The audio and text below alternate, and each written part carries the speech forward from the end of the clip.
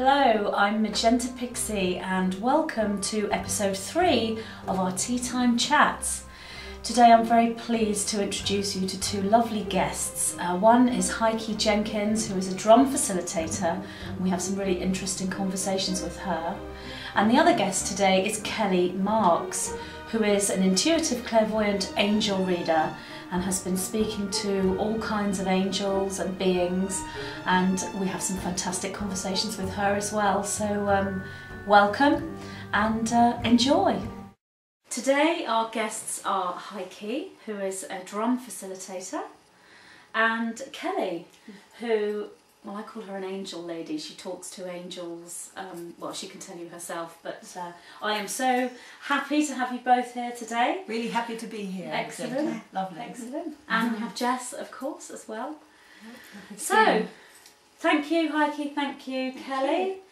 And Kelly, start with you. Yeah, I'd like to ask you. I think what you do is fascinating and so wonderful that you talk to all these angels, all these different beings. Can you tell me a bit about how that first started for you? It started about 4 years ago, and I was doing community nursing. I was a mental health nurse and I was doing a lot of community nursing.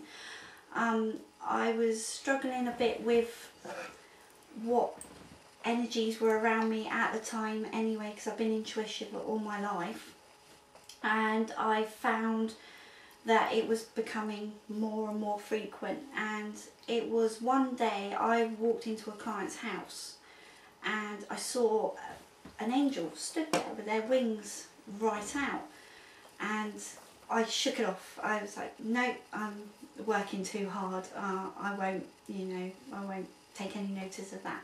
But 3 days later, the lady, who was perfectly fit and well, died. Right. And I just took that as a sign, and I carried on with because being a mental health nurse and dealing with the elderly, I found a lot of energies and entities were coming in through me sometimes, and I just went with it. And this time it really, for some reason, it shook me, and I thought, oh no, just take it as a sign and release it, which I did. And then in a triangle there was another lady, and she was perfectly fit and well, and the same happened. I went through her front door, saw an angel 3 days later, and it happened again 3 times. And I thought, oh my goodness, I don't know quite what to do this. So I went to Jessica, and Jessica walked me through everything. And I said to you, I said, I don't think I'm supposed to be nursing. I just have this underlying feeling I'm not supposed to be doing this. And Jessica actually said, why don't you just go with it? And so I decided to give my job up, which was in 2010, December 2010. And then, oh no, it could have been earlier than that, sorry.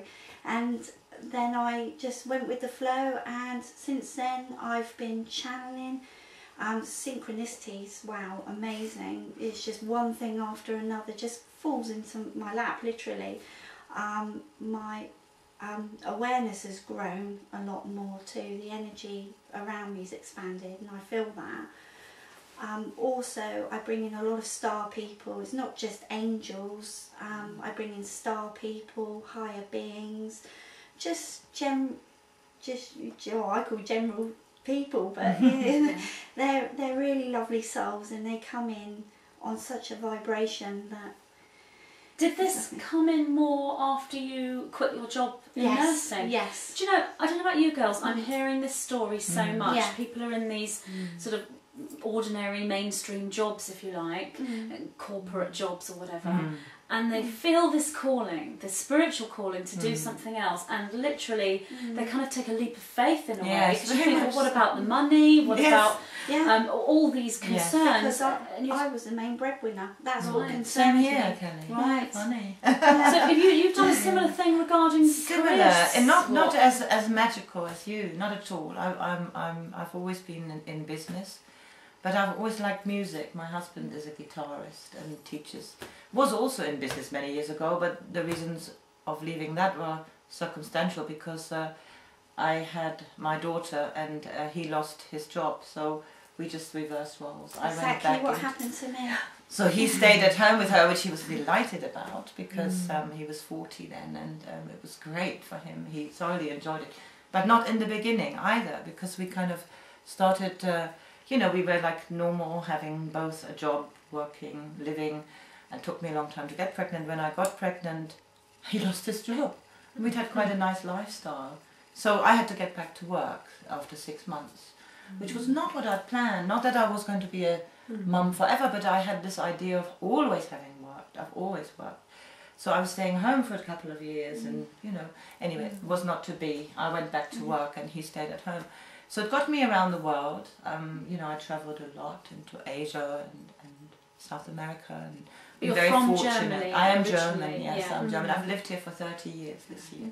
So 82 I came over, met my husband not very long after that.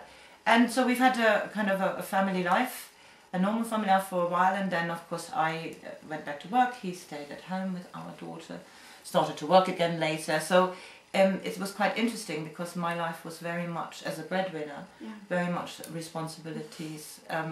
He had his responsibilities, but I had my responsibilities as the breadwinner, because you can't swap about. We had several financial crises now. You know, you're always very much nose to the grindstone. I'm like that, quite, you know, dutiful and so on. I did a lot of travelling, which was great. I worked normal, and then we decided to move here when the children moved out, and suddenly I live across the bandstand. I've been to a few festivals. I love the drums. Loved drumming in a group. All was fairly new to me. Father was a guitarist as well and a musician, and my husband too, but I wasn't the musician, you see. I was just the one who sang along when we had parties, and you know, somebody would pick up the guitar, my daughter plays the piano, you know, play the piano that I can sing along with. So there was always a lot of music. I love music. And then lived in across the bandstand, and I thought, bandstand being, you know, where they perform and do music, I thought, oh God, I could see myself in there drumming. And so, yeah, leap of faith. Yeah, I'm still working. I can't afford not to, you know, have a profession. But the drumming is taking over. I love it. Yeah, Heike, wasn't the first drumming that you did, wasn't it in the bandstand? Yes. Crazy. Yeah. So you because I bought, I mean, I went to a facilitator course, so I did it properly. I had decided to buy the drums, but I thought it's no good. I don't actually know what you do. I just knew it. I like the drumming, but that's not very much, you know, that's nothing. That's just a thing. I wouldn't be calling myself a perfect drummer because I'm not that good. I like the rhythm. I like the union. I like having people in the circle who've never done this before. That's for me my greatest fun. So I did a facilitator course, which happened to be in Dorset. So there was no excuse not to go, and it was run by a guy called Arthur Hall, who is, you know, an amazing facilitator. I didn't even know about that world, but there's a whole world out there of people who love this sort of work.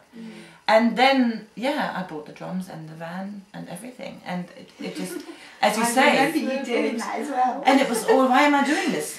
Why am I doing this sort of thing? And I'm doing it because I love it. So I'm going to go 1, 2, 3. And there was a community centre where my husband was teaching guitar. So I joined in there. And before we knew it, we had a setup. But my first event, long before I started my regular stuff, was in the bandstand, because I knew there was a summer event. So I begged them to give me a slot, and they did. And it was fabulous. The whole community came around. It was exactly what I wanted. It has been harder to set up regular circles. It's not that easy because people think, oh no, don't know about drumming, you know. So it's not necessarily that someone has to have a talent for drumming. No, the opposite. Most people have a rhythm. We all have a heartbeat.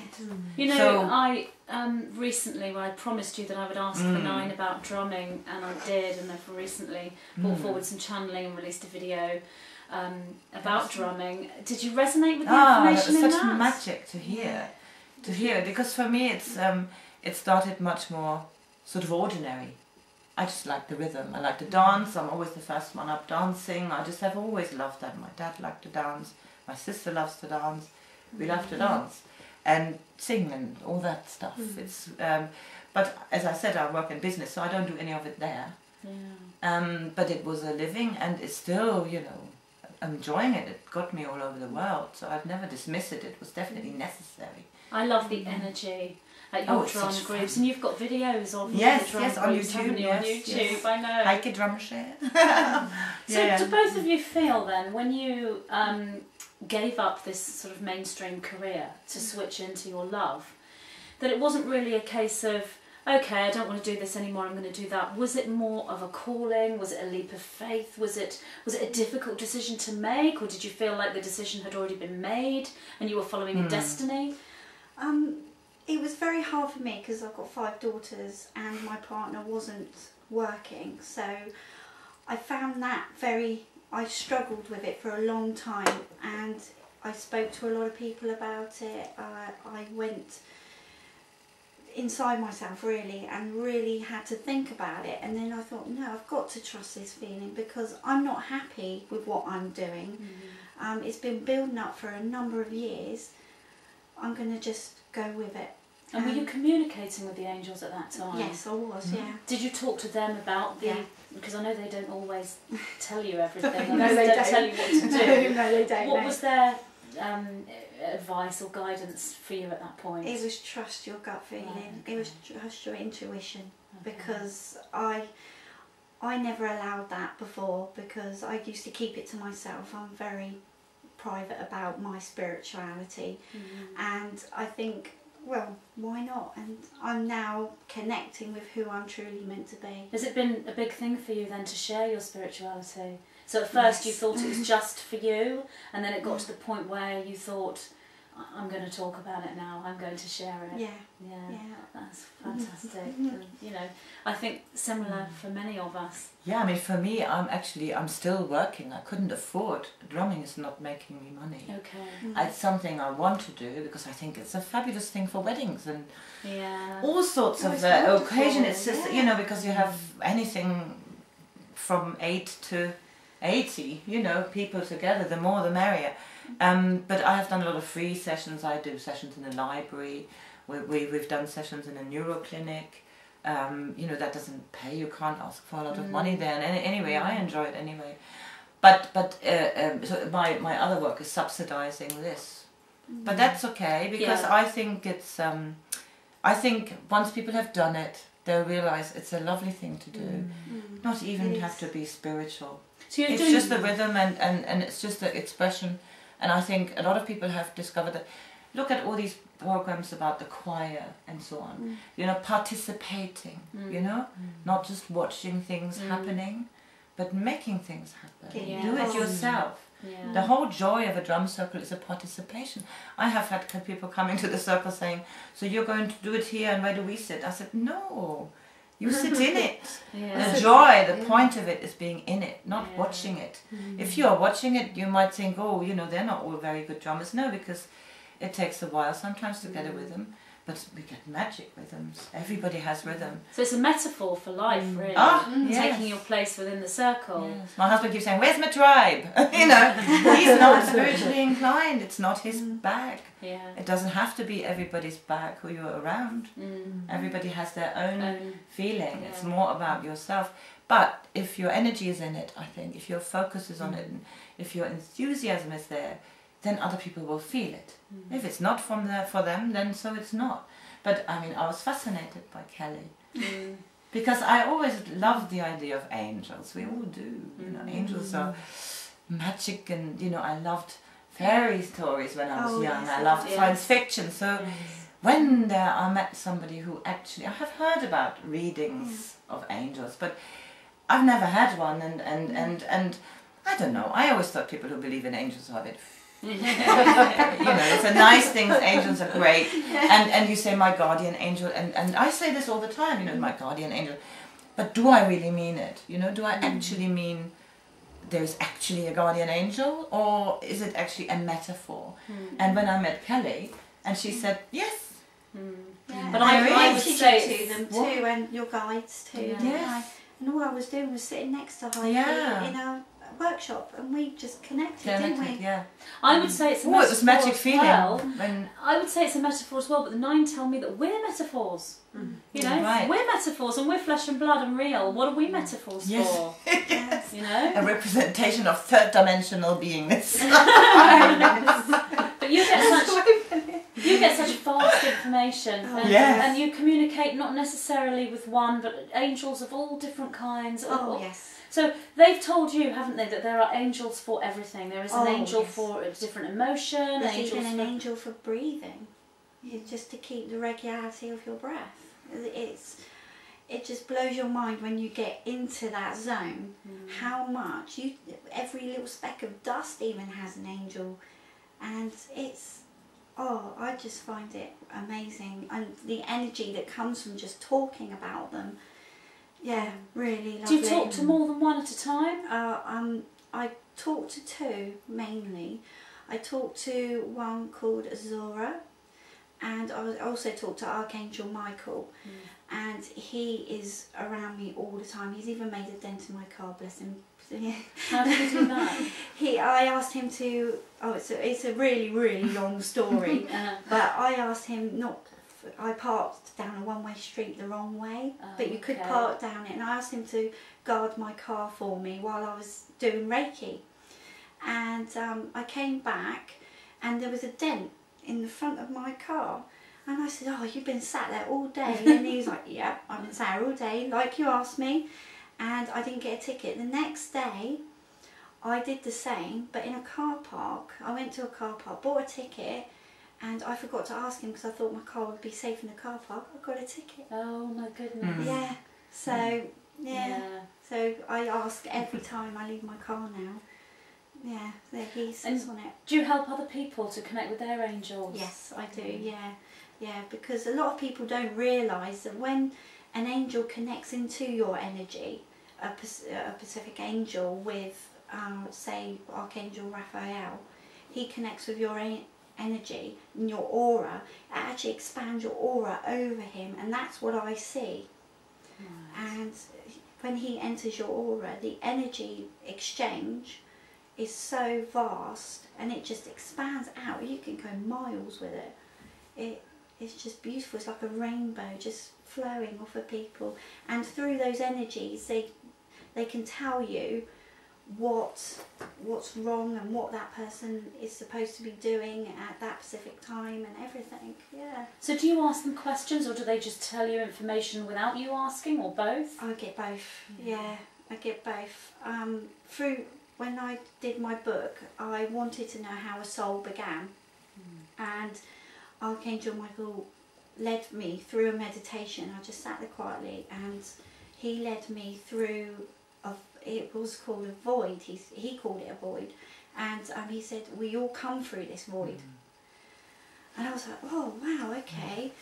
And I said, well, I want to go right back to the beginning when the first souls were made. And he led me to this beautiful big white, it was just big white place, and he said, right, okay, and he sort of put his hands like this, and through, it was like the floor, and it was like a tree with, you know, like the little lights, and it went all over the floor.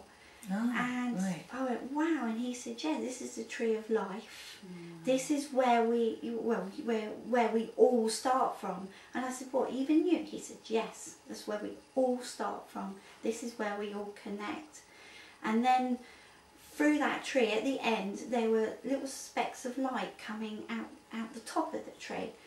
And I said, well, what's going on down there? And we went down there, and he said, right, this is a carrad. And I said, well, what's a carrad? He says, well, you can call it a cadre. And I said, well, you know, I'm still not getting this. You know, even though I knew on some level, I was like, oh, I don't get this. And he says, well, I'll explain to you. It's a unit of entities. It can be from 7,000 to millions or billions. He said, you're not at the billions yet in your time, right, but you are at the millions. And I was like, right, okay. And then he explained, after the souls go through this carrad, we all connect, and we all, it's really hard to explain because it was through light. It was like an amazing light show I watched. And then you went to another section, well, I'll call it a section, where the angels were and all your guides and beings were, and you saw them all connect different energy levels with you, to then connect you to the lower, what they call the lower sphere, which is earth plane. And we've all been asked to come to this time to raise it up. And it was just an amazing experience, and most of my books based on how he's shown me how to connect and release a lot of energies that came before us.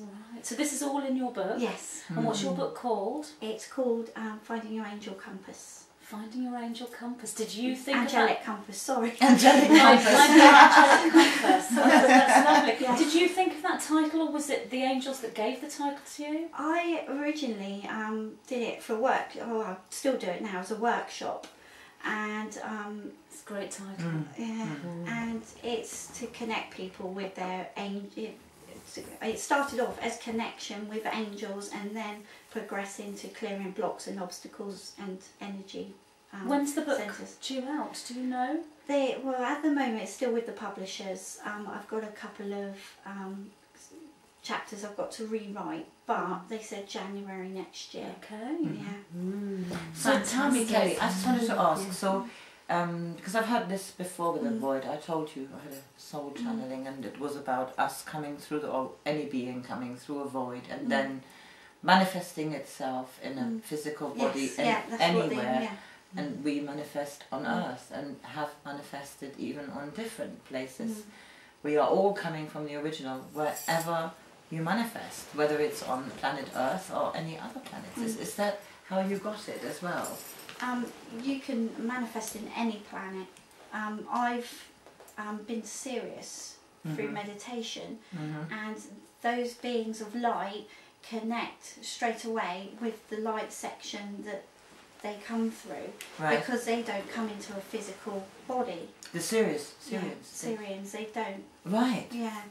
They're just made of light. Right. A lot of them don't even have names, they just have vibrations for names, which is amazing, because you couldn't even project it with your human voice. So do you think the disbelief in other planets is because of people's lack of imagination? No, I don't think it's a lack of imagination, it's a lack of awareness, because they're very blinkered in their own lives, that they think, well, what I can feel and touch and see is real. It doesn't matter what's going on, what else around me. Even though we hear the radio and we know the electricity is there. Yeah, but they take it for granted. Yes. And some people just can't get out of that box at all. The majority of people who watch my YouTube videos will be out of that box. Well, they wouldn't be watching it if they No, I suppose so, yeah. But I think what I think is so fascinating is, I think maybe going back a few years, a lot of the channels, if you like, might be perhaps more affluent or educated, if you like. Right. Not saying that you're not, don't get me wrong. You know. I feel I'm just an ordinary mum, you know, and I've been a single mum, and I've lived in a council house, and I've been I feel I'm just an ordinary person. That's how you feel. Yeah. So would you say that this information can come to anyone, regardless of where they live, whether they've been to school or not, whether they've got a degree or whether they haven't, whether they've worked or whether they haven't? It's there for everyone, every single person. Yes, it's there. Yeah, they And- want us to connect. Yes. Yes. They're telling me all the time, connect, connect, connect. That's all I hear. And I'm like, okay, all right.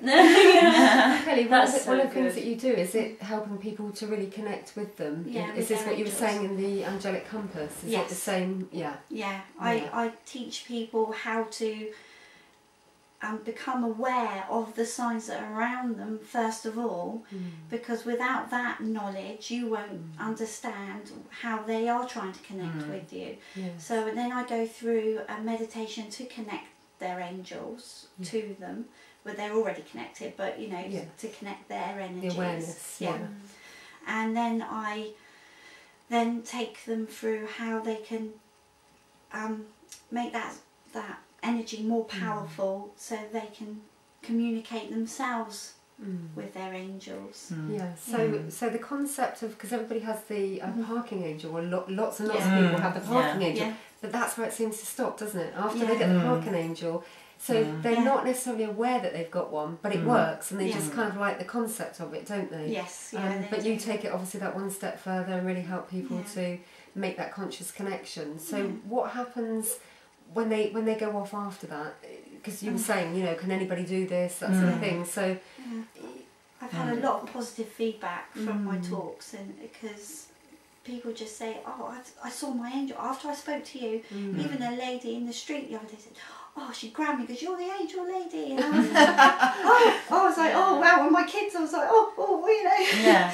And she said, "Yeah, do you know? I listened to one of your talks." And I was like, "Oh, which one?" And then I thought, "Oh, I've done loads." Yeah. And she said, "Oh, the other day." And I was like, "Okay." And she said, "I really connected with my angel that I saw him sat next to me. He was down here." And I said, "Oh." And she goes, "Yeah, it was only small, but I knew it was my angel." And I said, "Yeah, they come in all sorts of sizes." And I said, "It doesn't matter what size they are." I said, "It's the small ones that are the most powerful." And she looked around and she said, "Oh yeah, he was flitting around my living room like a maniac." And I said, "Oh, well that's good.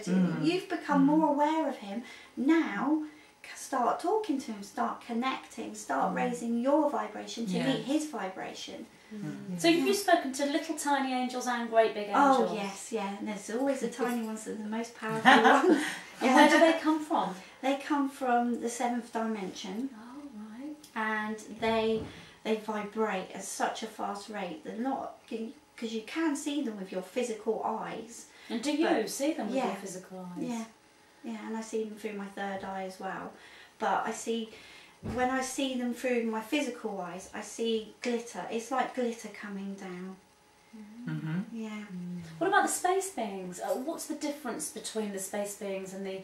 Because the 9 tell me, and I know that they are different consciousness structures, but they tell me that angels and extraterrestrials are the same thing. Yes. Yeah. Is they that... vibrate on the same levels. Yeah. That's so they're why I find ETs it. as well. Yes. Yeah. Yeah. And that they come from different planetary systems, or is that how we perceive it? Is it more from different dimensions? I feel it's more different dimensions that we have not yet discovered ourselves.